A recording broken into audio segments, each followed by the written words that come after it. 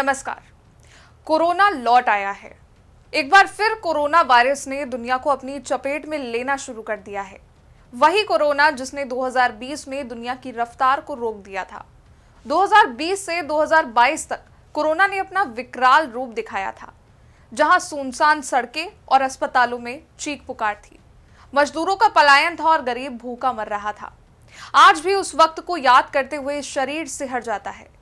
एक बार फिर वही डर लोगों को सता रहा है, क्योंकि कोरोना वायरस ने एक बार फिर दुनिया के कई देशों को अपनी चपेट में लेना शुरू कर दिया है, जिनमें से एक भारत भी है। हांगकांग, सिंगापुर जैसे एशियाई देशों में कोरोना के नए वेरिएंट के केसेस मिलने लगे हैं। इसके अलावा भारत में भी कई प्रदेशों में कोरोना के नए वेरिएंट से संक्रमित लोगों को पाया गया है।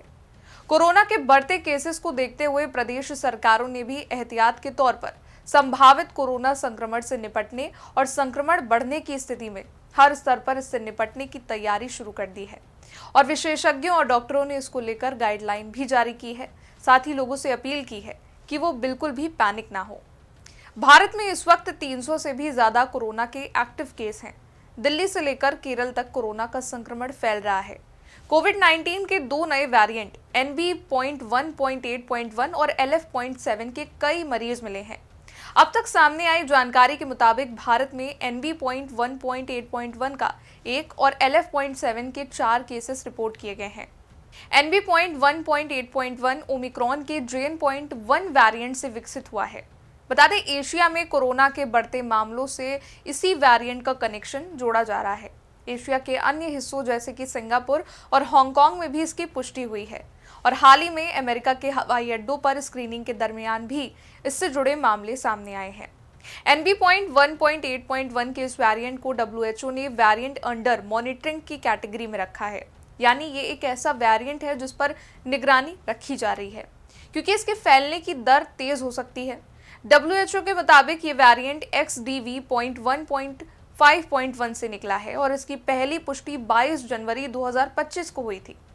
WHO के मुताबिक अभी तक के आंकड़ों से ऐसा लगता नहीं है कि NB.1.8.1 पहले के वेरिएंट्स की तुलना में ज्यादा गंभीर बीमारी फैला रहा है, लेकिन इसकी संक्रमण फैलाने की क्षमता ज्यादा मानी जा रही है। यानी ये तेजी से लोगों को संक्रमित कर सकता है, लेकिन ज्यादातर मामलों में लक्षण हल्के ही होंगे। आइए बताते हैं कि इस नए वेरिएंट के लक्षण क्या हैं।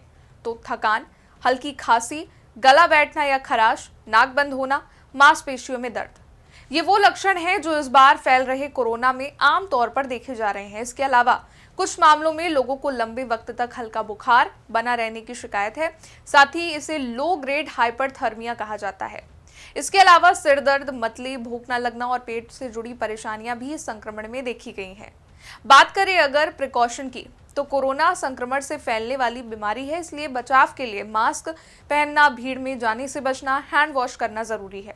साथ ही अगर कोई लक्षण दिख रहा है तो फौरन जांच कराना चाहिए ताकि समय पर इलाज हो जाए।